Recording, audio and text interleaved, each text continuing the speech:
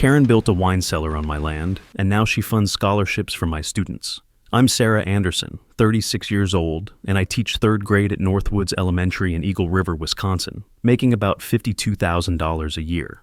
My grandma left me her lake cabin when she passed in 2019.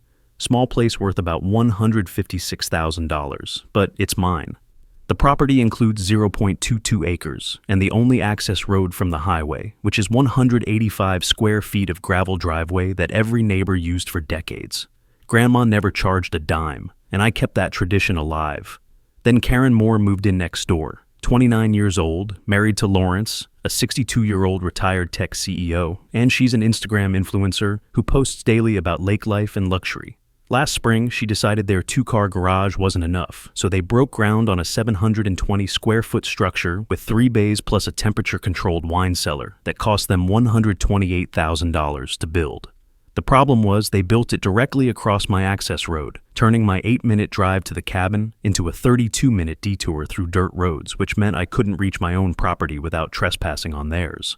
I pulled my grandma's original deed from 1968 and found every inch documented, along with title insurance papers and survey maps from the county, so I sent a registered demand letter. Karen laughed it off while Lawrence sent his lawyer, claiming adverse possession and saying I'd abandoned my rights by letting people use the road.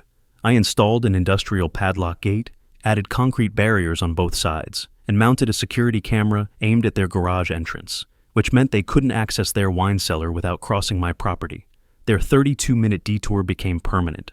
Karen called me crying within 6 hours, and Lawrence showed up at my school threatening to sue for harassment.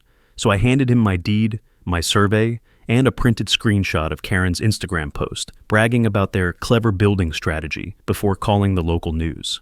Teacher versus wealthy HOA president made headlines fast. The story went viral, and comments flooded in supporting me while Karen deleted her Instagram for 2 weeks.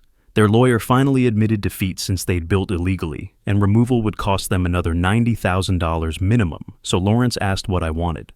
I drafted a lease agreement for $1,150 per month for easement access, plus $500 monthly into a scholarship fund for low-income students named after my grandma. The contract includes a clause where any social media posts mocking this arrangement trigger immediate termination, giving them 30 days to demolish their garage. Lawrence signed, and Karen hasn't posted about the lake since. They've paid on time for 8 months now, and 12 kids received scholarships this year. Comment if you believe karma is real. What story made you a believer?